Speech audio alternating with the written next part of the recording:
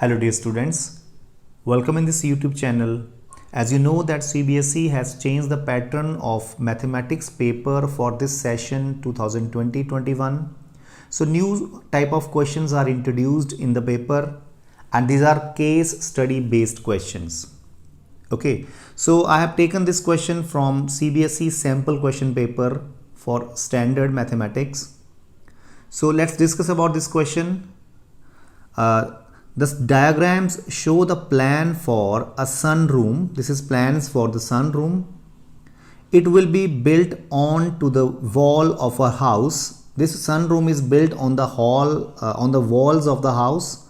The four walls of the room are square clear glass panels. So here, see here, these are four walls which are in the square shape. Here, these are square shape, or here you can see in front, these are square shaped walls.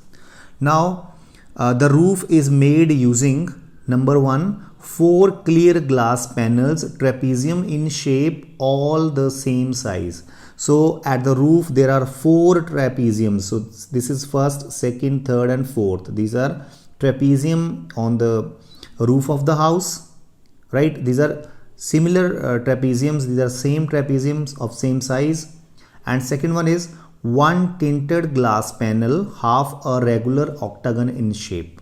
So this is tinted glass panel. This is painted with some other metal. Okay, so this is a regular octagon, half a regular octagon. So see here these are four sides. So regular octagons, half it is given, right? So these are four trapezium and this is tinted glass panel of half regular octagon. Okay, so we are to study this and give the answer of the question which are asked here below. First question is refer to top view. So we are to here see top view. Find the midpoint of the line, midpoint of the segment joining the points.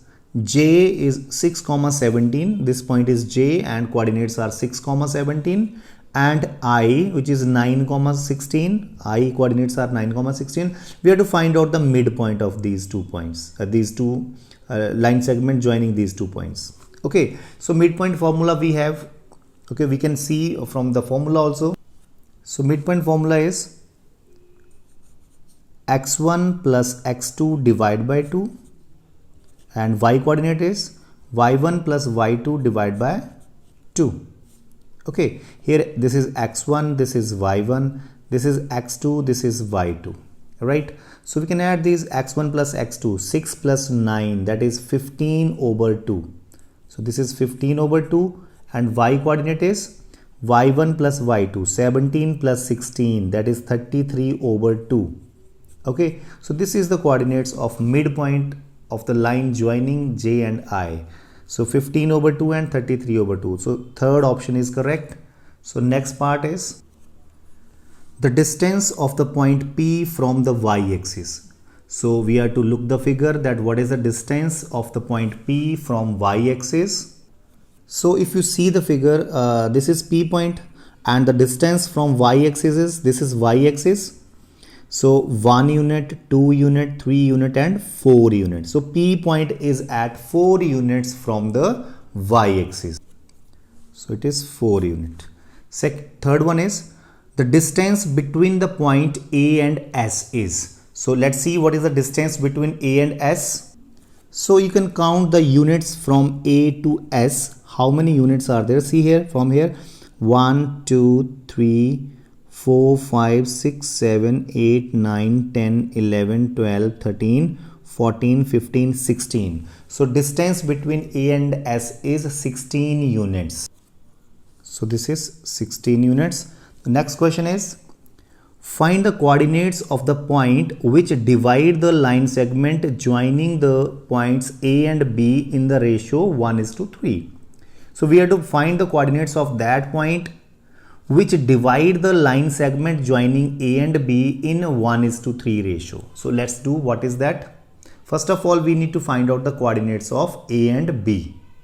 So if you see here, coordinates of A are, here it is x coordinate is 1 and y coordinate is 1, 2, 3, 4, 5, 6, 7, 8. So coordinates of A are 1 comma 8. We'll write here coordinates of A is 1 comma 8. And now let's see what are the coordinates of point B. So let's see from here.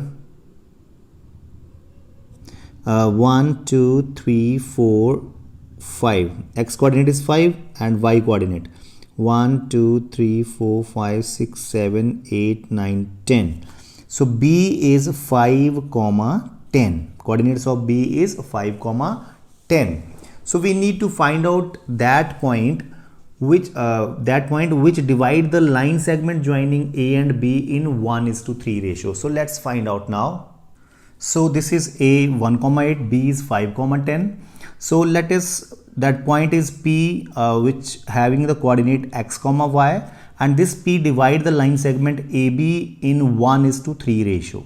Now we will find the value of this point P and the coordinates of this point P by section formula. Okay, so section formula is, that is m1 x2 plus m2 x1 over m1 plus m2. This is x coordinate, and y coordinate is m1 y2 plus m2 y1 over m1 plus m2.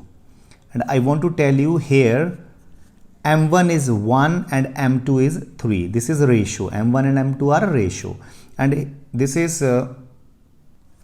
and x1 is 1, y1 is 8, x2 is 5, y2 is 10, right? So let's find out the coordinates of P. This is P coordinates only.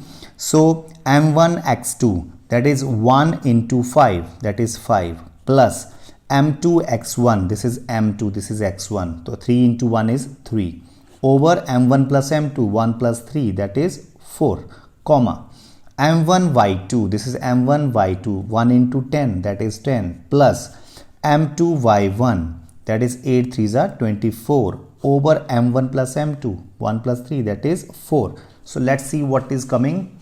So it is 8 over 4, that is 2, and this is 24 plus 10, that is 34. Okay, 34 over 4.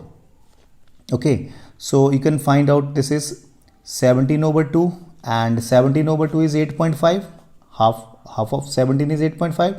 So the answer is 2 comma 8.5. So you can see in the option, this option is correct here. So D option is fourth option is correct here. So let's see the next part. This is last part. Refer to front view.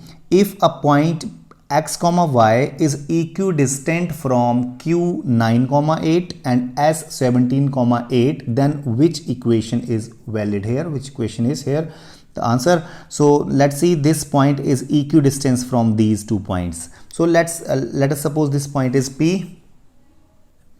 Let's suppose this q point is 9 comma 8 and s point is 17 comma 8. These 2 points are at equal distance from, suppose, this point P, that is x comma y. Okay, so these 2 distances are equal, so it means PQ is equal to PS. So according to question, you can say that PQ is equal to PS, right? So PQ square is equal to PS square, right? So for taking square, we are to use here distance formula, and you know what is distance formula? That is, we'll write here distance formula is x2 minus x1 whole square plus y2 minus y1 whole square. So if I take square of this PQ, then this under root will be cancelled with square. So let's see what is the PQ distance. PQ is this, so it will be x2 minus x1, so x minus 9 whole square here plus y2 minus y1, so y minus 8 whole square is equal to, from here this side PS we have to find out, PS square, so under root will be cancelled. So PS square is 17 minus x whole square plus 8 minus y, or y minus 8 whole square. So see here, so you can see that y minus 8 square or 8 minus y square is the same thing only, right? So these can be cancelled also. So what is left here? a minus b whole square you can apply here. A square plus 9 square is 81, b square minus 2ab, 2 into x into 9, that is 18x, is equal to here also a square, 17 square is 289 plus b square, that is x square, right, minus 2ab, 2 into 17 into x, that is 34x. So from here x square can be cancelled, right? So bring this x to this side. Okay, so what will be left here? 81 minus 18x, this will come here 34x, and minus 289, or number you can take to other side or this side only, no problem. So 89 is equal to 0 is left in this side. So let's see what will be happened. So minus 18x plus 34x, this will be 16x, right? So 16x, and here 289 minus plus 81 and minus 289, so it will be 289 and 81, so it is 208, right? So minus 208 is equal to 0. So this is, so these both are coming in 16 table, so dividing both side by 16, so it is left here x minus 16 ones are 16, 4 is left, 16 threes are 48. So x minus 13 is equal to 0 is the correct answer of this. So the correct answer is x minus 13 is equal to 0. So this is our first case study. So dear students, in the next video we will discuss about the case study 2. So okay, thanks for watching.